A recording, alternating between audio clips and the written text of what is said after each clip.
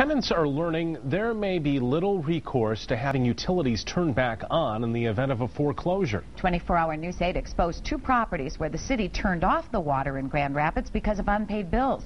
The properties involved the same owner. Tonight, Ann Schieber shows us what recourse those tenants have in that kind of situation. Ann? Well, your best bet may be to move, because compelling a landlord to pay utility bills could be one big headache. Much of what happens depends on your lease and your ability to check out the landlord before signing on the dotted line. If only it were this simple for tenants to get their water turned back on, but not the case for this tenant who lost her water a week ago when the landlord failed to pay a $1,000 water bill. Have the tenants giving you money for water service? Todd Bayless told us the property was in foreclosure and that he planned to make good on the leases. One hand paid me the rent, the other one I'm taking care of. I've been giving her 30 bucks back plus half her.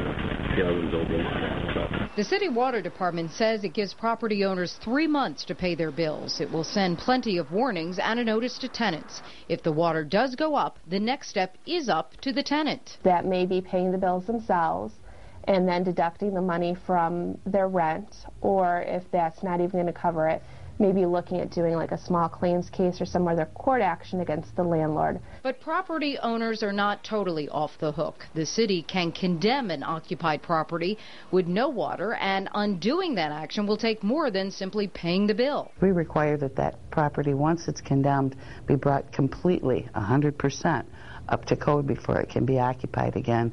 That means everything up to code, from electricity to structure. A tall task on an older property. It could get even worse. And because the housing code is a criminal code, they could find themselves in front of a judge.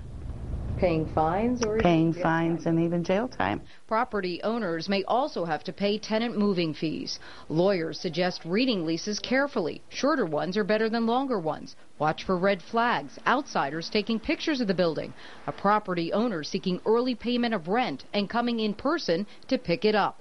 Rarely are stakes high enough to seek expensive legal action. Your best bet? If your instincts are telling you there's a problem, it's probably best just to walk away right then. Now, it sounds like a wise thing to check a landlord's utility bill payment history, but it may not be so easy. The city water department says you must file a request for a specific person under the Freedom of Information Act.